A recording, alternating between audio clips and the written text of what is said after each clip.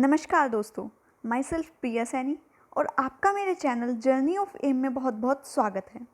दोस्तों, हम मौर्य प्रशासन पढ़ रहे थे।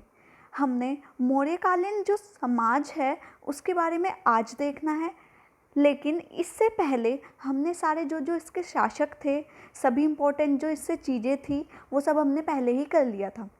मौर्य प्रशासन का पार्ट फर्स्ट अपलोड हो चुका था। यदि आपने नहीं देखा है तो पहले वो वाला पार्ट देखिएगा, इसके बाद इस वाले पार्ट पर आइएगा, तभी आपका एक सीक्वेंस बन पाएगा। क्योंकि ये पार्ट 2 है, देखिए मैंने यहाँ पे लिख भी दिया है, ये मौर्य प्रशासन का पार्ट 2 है कि वहाँ का समाज कैसा था, वहाँ की अर्थव्यवस्था कैसी थी, वहाँ की कला कैसी थी, और साथ ही इस वीडियो में हम मौर्य प्रशासन का जो पतन है कि उसका पतन कैसे हुआ, वो सब भी आज हम इस वीडियो में देखेंगे। तो चलिए दोस्तों शुरू करते हैं। मौर्य समाज कैसा था, वहाँ के लोग कैसे थे। देखिए, आज भी हम अपना समाज देखते हैं, ऐसे ही उस समय भी समाज था। तो वो समाज कैसा था, हमारे से जो हम आज का जीवन जी रहे हैं इससे भिन्न था या इसके जैसा ही था। तो चलिए देखते हैं। मौर्यकालीन समाज की विशेषताएं निम्न प्रकार थी। सबसे पहले देखते हैं दास व्यवस्था, कि वहाँ पे दास व्यवस्था थी या नहीं थी।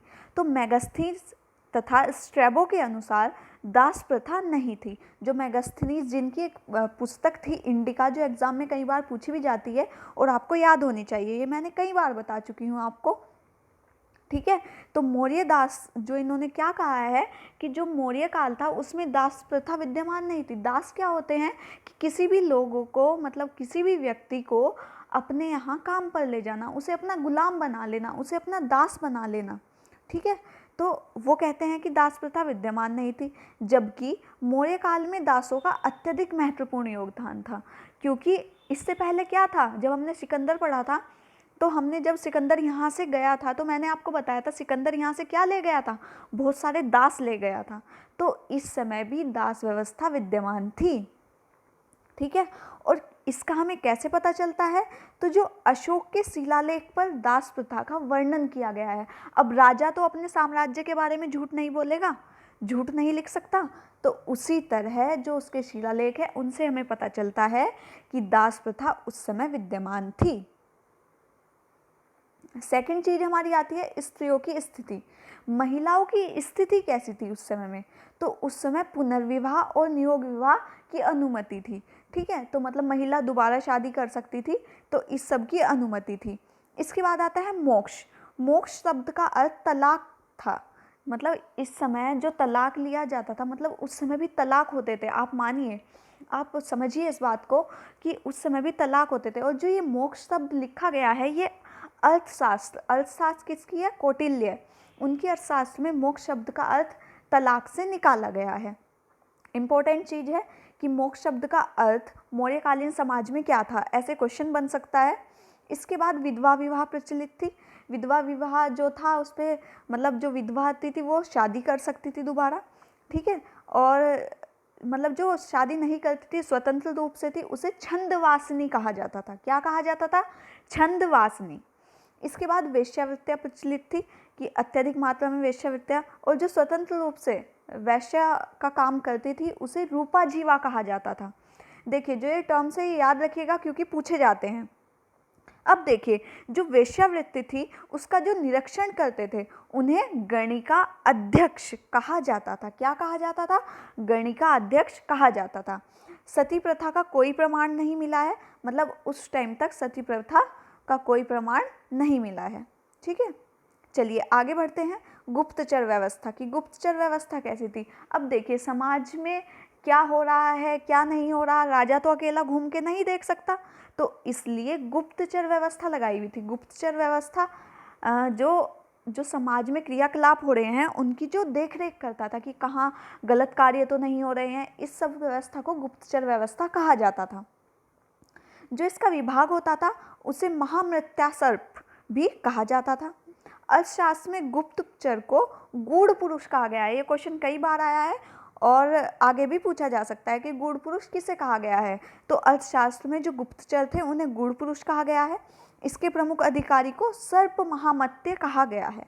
सर्प महामात्य कहा गया है। इस समय पुलिस भी थी जो आज भी होती है, लेकिन आज हम पुलिस को क्या कहते हैं, नॉर्मल पुलिस ही कहते हैं। लेकिन उस समय पुलिस को क्या कहते थे, रक्षिण।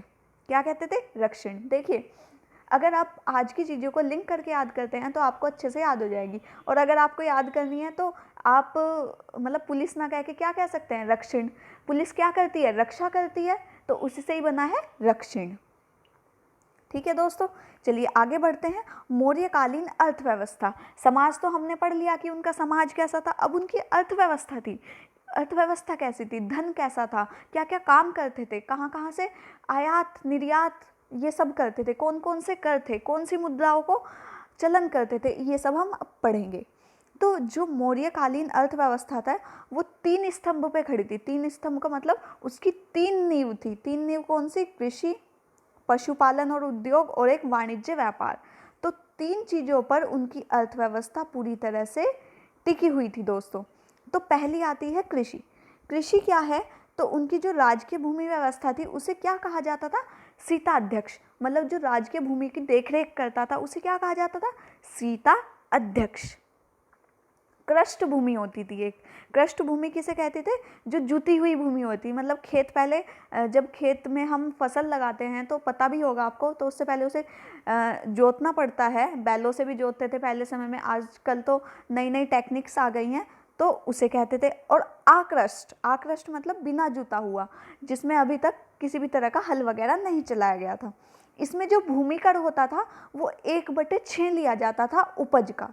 ठीक है, तो ये कर किसे देना पड़ता था, राज्य को देना पड़ता था।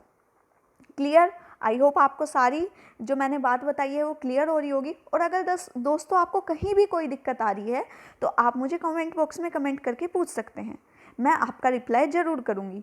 इसके बाद आता है जो उनका पशुपालन और उद्योग था, वो कैसा था, सूत काटना, मतलब सूत वगैरह जो था, सूती वस्त्र वगैरह ये सब वो कार्य करते थे। श्रेणी, जो उद्योगों का कार्य करते थे, बड़े बड़े उद्योग लगाते थे, उन्हें श्रेणी कहा जाता था। और जो बड़े बड़े उद्योग थे उनमें कोई घोटाला तो नहीं हो रहा है, तो उसके न्यायालय के प्रधान को महाश्रेष्ठी कहा जाता था। इम्पोर्टेंट टर्म है, याद रखिएगा।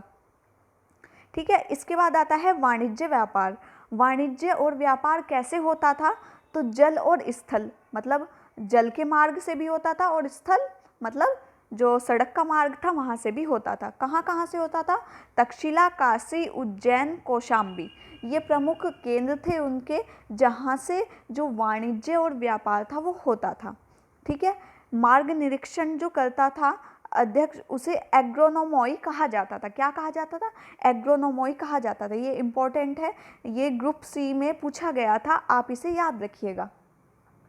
अब देखिए अलग अलग तरह के टैक्स, यहाँ से बहुत क्वेश्चन आते हैं, बहुत ज़्यादा क्वेश्चन यहीं से फंसते हैं। ठीक है, तो इन्हें अच्छे से देखिएगा कि कौन कौन से टैक्स उस समय लिए जाते थे। तो ऐसा माना जाता है कि जो मौर्यकालीन समाज था उसमें जो लोग थे वो पूरी तरह से, मतलब एक तरह से पूरी तरह से टैक्स में दबे हुए थे। उन पे बहुत तरह से अधिक अधिक अनेकों कर लगाए जाते थे। पहला है सीता, राजकीय भूमि से होने वाली आय। जो राजकीय भूमि थी, जो राज्य की एक भूमि थी, उस पे जो कर लिया जाता था उसे क्या कहा जाता था, सीता कहा जाता था। इसके बाद भाग, उपज का हिस्सा, जो उपज का एक हिस्सा ले लिया जाता था। जैसे मेरे पास 4 कटोरी अनाज हुए, ठीक है, एक एग्जाम्पल के तौर पे समझा रही हूँ, तो उसमें से मुझे 2 कटोरी राज्य को देना है, तो वो क्या है, मैंने अपने अनाज का ही तो एक हिस्सा दिया। ठीक है, तो 4/2 या 2/4 हो गया। ठीक है, तो ये चीज़ आप याद रखिएगा। इसके बाद आता है प्रवेश्य। प्रवेश्य क्या था, आयात कर, कहीं से कोई आयात हो रहा है तो उस पर टैक्स देना पड़ता था। निष्क्राम्य, निष्क्राम्य मतलब निर्यात कर, यहाँ से कोई चीज़ आप बाहर एक्सपोर्ट कर रहे हो उस पर। ठीक है, तो इंपोर्ट और एक्सपोर्ट दोनों पे कर होता था, आज भी होता है, सीमा शुल्क वगैरह लिया जाता है। ठीक है, इसके बाद आता है प्रणय। प्रणय क्या था, आपातकालीन कर, यदि कोई आपात स्थिति आ जाए तो उस पर अलग कर लिया जाता था। बलि, बलि क्या होती थी, एक प्रकार का राजस्व कर, मतलब राज्य के रूप में एक प्रकार का कर लिया जाता था। ये पूछा गया है कई बार, क्योंकि हाँ बलि लोग बाग क्या समझ लेते हैं, स्टूडेंट्स क्या समझ लेते हैं बलि को कि किसी पशु की बलि देना, लेकिन बलि का अर्थ यहाँ पे क्या है, एक कर से है। इसके बाद आता है हिरण्य। हिरण्य क्या है, अनाज के रूप में न लेकर नगद लिया जाना, मतलब पैसे ले लेना, ठीक है। इसके बाद आता है सेतुबंध। सेतुबंध क्या था? सेतुबंध का था राज्य की ओर से सिंचाई प्रबंध। जब राज्य किसी के, भाई मेरे पास एक खेत है लेकिन मैं उसमें सिंचाई नहीं कर सकता हूँ, मेरे पास ऐसे संसाधन नहीं है, तो राज्य से मैं आग्रह करूँगा कि मेरा जो खेत है उसमें सिंचाई का प्रबंध करवा दे। तो जो वो प्रबंध कराएगी तो उसका मुझे कुछ कर देना पड़ेगा, ठीक है। आज भी हम पानी वगैरह का शुल्क देते हैं, तो उसी तरह थी। इसके बाद आता है विष्टि। विष्टि क्या था? निशुल्क श्रम एवं बेगार, मतलब निशुल्क सेवा करना राज्य की, ये सब था, ठीक है। तो ये चीज़ आप याद रखेंगे। इम्पॉर्टेंट चीज़ आगे भी आती है मौर्यकालीन मुद्राएं, कि वो कौन कौन सी मुद्राओं का पालन करते थे, कौन कौन सी मुद्राओं का उस समय प्रचलन था। तो मौर्यकालीन राजकीय मुद्रा कौन सी थी? पर्ण। मैंने ये टर्म आपको पहले पर्ण बताई थी, लेकिन मैंने कहा था कि मैं आगे आपको बताऊंगी कि पर्ण था क्या। तो पर्ण क्या था? तो पर्ण एक मौर्यकालीन मुद्रा थी। जैसे आज क्या है? रुपया है, पैसे हैं, तो उस समय क्या था? पर्ण थी, 1 पर्ण, 2 पर्ण, ठीक है। जो सोने की मुद्रा होती थी उसे सुवर्ण और निष्क कहा जाता था, ठीक है। ये चीज़ याद रखेगा, इंपॉर्टेंट है, पूछी जाती है। चांदी की जो थी उसे कृषापर्ण, पर्ण और धरण कहा जाता था, ठीक है। ये सामान्य लोग रख लेते थे, ठीक है, क्योंकि हमारा जो भारत था उसमें पहले सोना चांदी भरपूर मात्रा में उपलब्ध था, ठीक है। इसके बाद जो तांबे की मुद्रा थी उसे माशक और कांकणी कहा जाता था। अब देखिए, ये मुद्राएं तो हो गई, लेकिन मुद्राओं का कोई जाली रूप तो नहीं आ रहा है। तो मुद्राओं का परीक्षण अधिकारी क्या कहलाता था? रूप दर्शक। आप ऐसे समझ सकते हैं, ये बात मैंने आपको पहले भी बताई थी कि मुद्राओं के रूप में कोई कमी तो नहीं आ रही है, तो इसका निरीक्षण कौन करेगा? रूप दर्शक करेगा, ठीक है। तो आई होप आपको सारी बातें क्लियर हो रही होंगी। अब देखिए मौर्यकालीन समाज। मौर्य काल का जो समाज था वो कैसा था? तो राजकीय कला और लोक कला, 2 भागों में विभाजित था। राजकीय कला कैसी थी? जो राज्य के द्वारा कला कराई जाती थी, ठीक है। तो वो कौन कौन से थे? स्तंभ खुदवाए गए हैं, मतलब स्तंभ लगवाए गए हैं, गुफाएं वगैरह और स्तूप, ये किसकी ओर से होती थी? राज्य की ओर से। और जो उस क्षेत्र में रहने वाले लोग अन्य जो कला करते थे उसे लोक कला कहा जाता था, जिसमें यक्ष यक्षिणी की प्रतिमाएं होती थी, मिट्टी की मूर्तियां होती थी, तो इसे लोक कला कहा जाता था। तो 2 भागों में ये कला विभाजित थी। अब देखिए, निर्माण कार्य में पत्थर का प्रयोग किया जाता था। देखिए, हमने विभिन्न शिलालेख पढ़े हैं, तो शिलालेख, शिला का मतलब क्या होता है? पत्थर। तो किसका यूज़ होगा? पत्थर का ही यूज़ होगा, ठीक है। इसके बाद चमकदार पॉलिश का प्रयोग किया गया है, ताकि जो अंकित चीज़ें हैं वो स्पष्ट रूप से चमक सके, उन्हें सुंदर बनाया जा सके, तो पॉलिश का प्रयोग भी किया जाता था।